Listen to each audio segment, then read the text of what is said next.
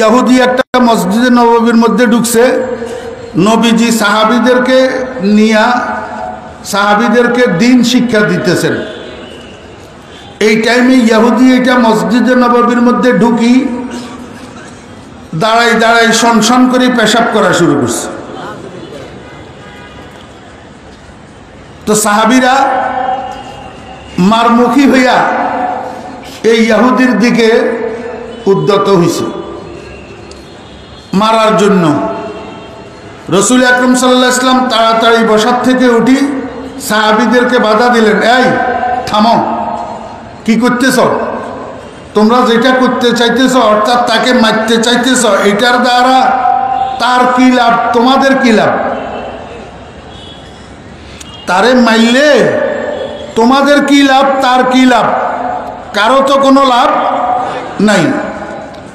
রসুল আকরাম সাল্লাল্লাহু আলাইহি ওয়াসাল্লাম যাইয়া কয়, এই ভাই, এই মসজিদগুলা এই কাজের জন্য নির্মিত হয় নাই, এগুলা নির্মিত হয়েছে আল্লাহর ইবাদত করার জন্য, নামাজ পড়ার জন্য, জিকির করার জন্য, কোরআন তেলাওয়াত করার জন্য, পেশাব করার জন্য না। তুমি এখানে পেশাব করলা কেন? ইহুদি এটাই কয়, করছি তো করছি, আরো করব, আপনার কি করার আছে করেন। মানে চুরিয়ে চুরি আরো সিনাজুরি, চোরের মার বড় গলা।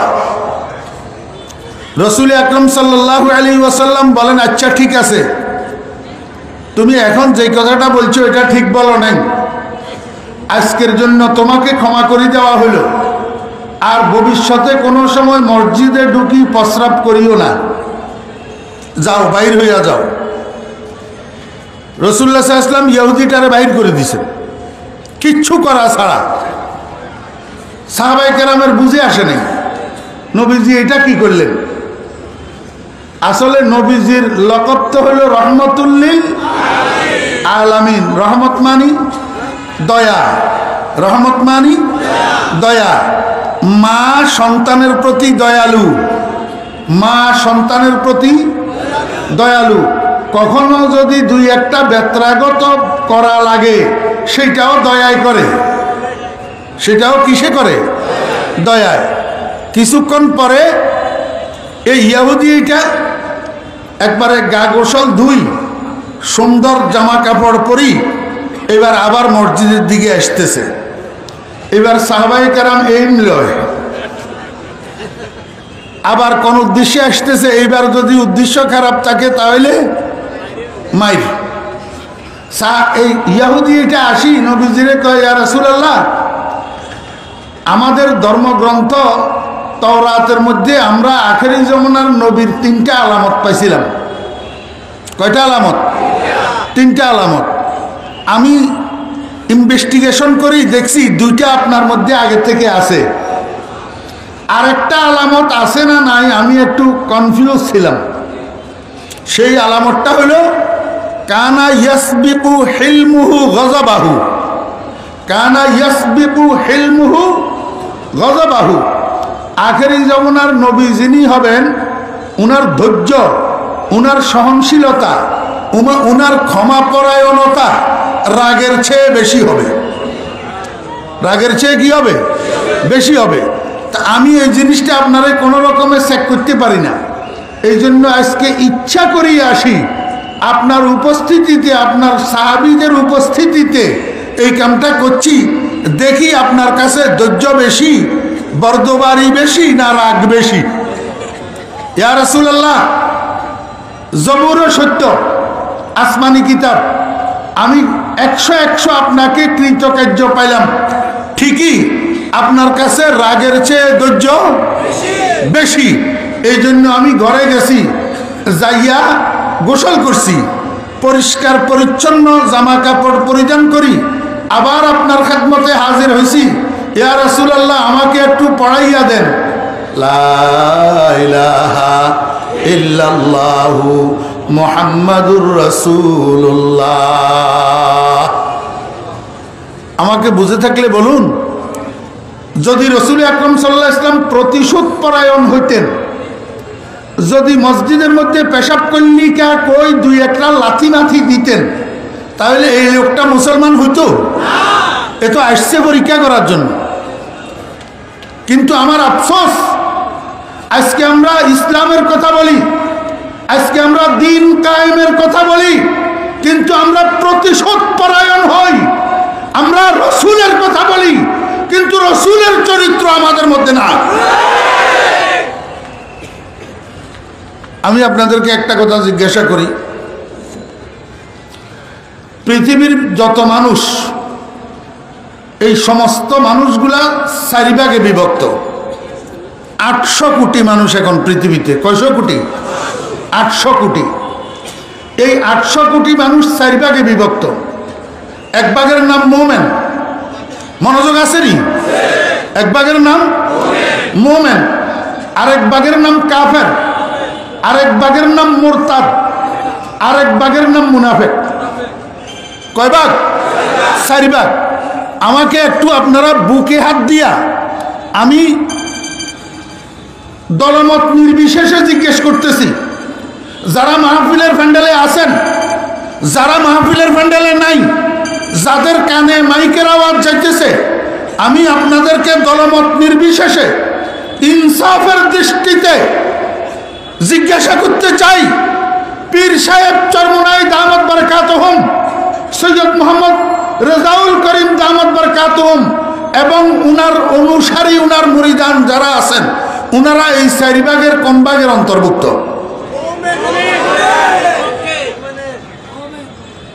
কি কাফের বলা যাবে? মুরতাদ বলা যাবে? মুনাফিক বলা যাবে? ও ভাইরা, দোস্ত আহবাব, যদি ইসলামের কথা বলেন, যদি দিন কায়েমের কথা বলেন, তাহলে একদল মুমিনের ঈমানি কার্যক্রম, ইসলামী কার্যক্রমের বিরোধিতা কিভাবে করেন?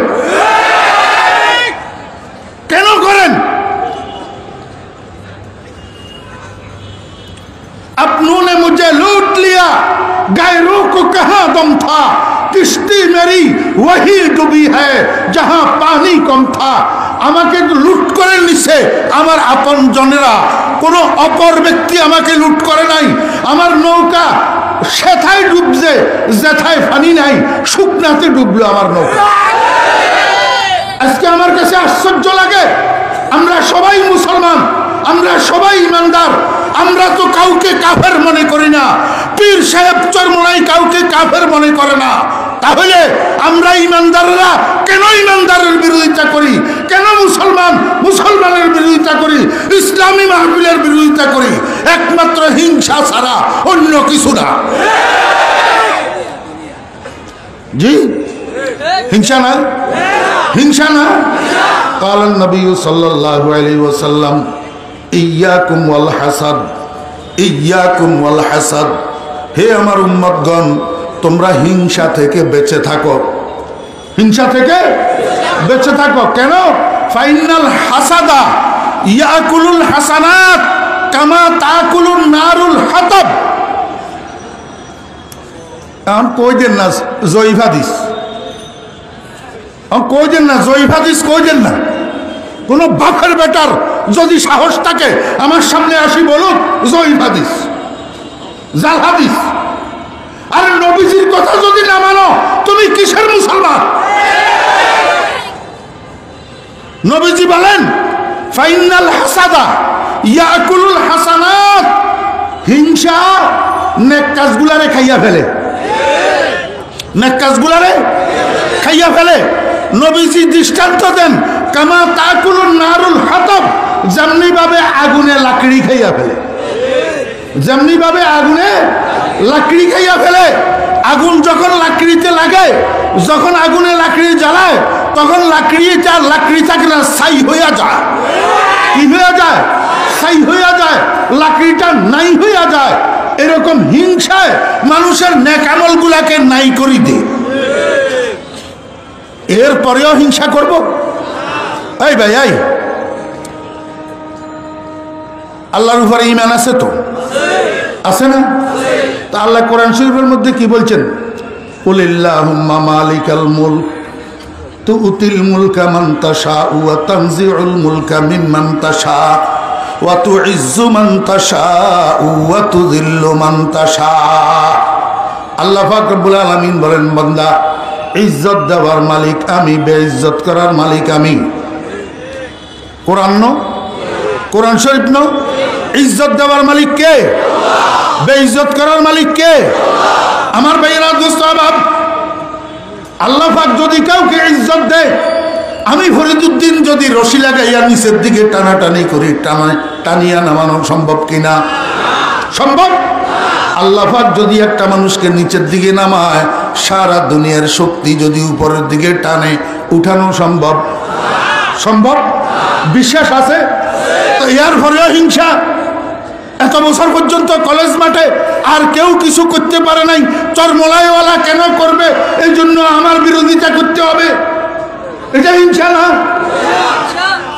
আজ হাসাদ আউয়াল তু দিলরা পাকেদার, আজ হাসাদ আউয়াল তু দিলরা পাকেদার, খেশে তনরা বাদা জামোমেন সুমার। শেখ ফরিদুদ্দিন আত্তার রহমতুল্লাহ আলাইহি বলেন, ও দুনিয়ার মানুষ, নিজেরে ইমানদার পরে দাবি করিও, নিজেরে ইমানদার পরে দাবি করিও। আগে হিংসা থেকে নিজেকে পবিত্র করো, আগে হিংসা থেকে নিজেকে কি করো? পবিত্র করো, এরপরে নিজেকে ইমানদার দাবি করিও। আমার ভাইয়েরা, দোস্ত আহবাব, আমি শুধু একটা কথা আপনাদেরকে বলবো। সৈয়দ মোহাম্মদ ফজলুল করিম রহমতুল্লাহ আলাইহি, সৈয়দ মোহাম্মদ ফজলুল করিম রহমতুল্লাহ আলাইহি, পীর সাহেব চরমনাই রহমতুল্লাহ আলাইহি, আমি ফরিদুদ্দিন, হুজুরের সাথে আমার অনেক মাহফিল হয়েছে একসাথে, অনেক মাহফিল একসাথে। তা আমরা তো বলা মানুষ, হুজুরের আগে বয়ান করি, হুজুর পরে বয়ান করে, তা আমরা আর স্টেজ থেকে নামি না।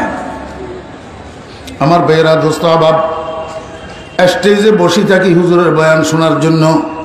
আমি আল্লাহর জাতের কসম করি বললাম, এই এক ব্যক্তি সৈয়দ মোহাম্মদ ফজলুল করিম রহমতুল্লাহ আলাইহি নিজেও কাঁদে, গোটা প্যান্ডেল ভর্তি মানুষগুলারে কাঁদায়। একজনের কান্দ নিয়ে গোটা মাহফিলের সমস্ত মানুষ কাঁদে। এটা কখন হয় জানেন? এটা তখন হয় যখন ওই উপরের থেকে ইশারা হয়, हम तुम्हारे तुम हमारे हो चुके, हम तुम्हारे तुम हमारे हो चुके, दोनों जानब से इशारे हो चुके। ऊपर থেকে যখন ইশারা হয়, বান্দা তুমি আমার হইয়া গেলা, আমি তোমার হইয়া গেলাম, তুমি আমার হইয়া গেলা, আমি তোমার হইয়া গেলাম। অতএব এই সময়ের মধ্যে তোমার ব্যাপারে আমি কোনো সিদ্ধান্ত যদি নিতে চাই, আমি তোমাকে জিজ্ঞেস করি, বান্দা তোমার ব্যাপারে আমার এই সিদ্ধান্ত বলো, তুমি রাজি আছো কিনা? खुदी को कर बुलंद इतना कि हर तकदीर से पहले खुदा खुद बंदे से पूछे, बता तेरा रजा क्या है। আমি বয়ান করব না, বয়ান করার জন্য বসি নাই। আমি শুধু আপনাদেরকে একটা কথা বলবো, একজন মানুষ বাংলাদেশে দ্বিতীয় ব্যক্তি দেখান যার একজনের চোখের পানিতে লক্ষ লক্ষ মানুষের চোখের পানি ঝরে। উনি ছিলেন সৈয়দ মোহাম্মদ ফজলুল করিম রহমতুল্লাহ আলাইহি। আজকে সন্ধ্যায় একজন মদদি, জুয়ারি, সন্ত্রাসী আজকে সন্ধ্যায় মরিদ হয়েছে। আগামীকাল সকালে যার মাথায় টুপি ছিল না তার মাথায় পাগড়ি, তার মাথায় পাগড়ি। আমি ফেনীর একটা লোক আপনাদেরকে দেখাবো। আপনারা ফেনীর মানুষ, একাডেমির ইঞ্জিনিয়ার শফিউল্লাহ, একাডেমির ইঞ্জিনিয়ার শফিউল্লাহ, উনি কি ছিলেন সেটা আমার বলার বিষয় না, আপনারা দেখছেন। কিন্তু কারো দাওয়াত গ্রহণ করি, ইঞ্জিনিয়ার শফিউল্লাহ একবার চরমনার মাহফিলে গেছে, করব না, আমরা প্রতিশোধ নেব না, আমরা ধৈর্য ধারণ করব এবং নববী চরিত্র প্রদর্শন করব ইনশাআল্লাহ। কিন্তু আমরা কাজে পিছপা হব না। ইসলামী আন্দোলন বাংলাদেশ, এখন কেউ কোনো ব্যারিকেড, কোনো বাধা যদি ইসলামী আন্দোলন বাংলাদেশের সামনে এসে দাঁড়ায়, ইসলামী আন্দোলন বাংলাদেশ সেই বাধা প্রতিহত করার মতো শক্তি ইসলামী আন্দোলনের কাছে আছে। আছে না নাই? আছে। ইসলামী আন্দোলন এখন আর এতিম নাই। ইসলামী আন্দোলন এখন কেউ চোখ রাঙ্গাবে ইসলামী আন্দোলনের দিকে, সেই সংগঠন নয়। বাংলাদেশের প্রত্যন্ত অঞ্চলে ইউনিয়নে ইউনিয়নে ইসলামী আন্দোলন বাংলাদেশের কমিটি এখন আছে আল্লাহর রহমতে। এখন ইসলামী আন্দোলনের দিকে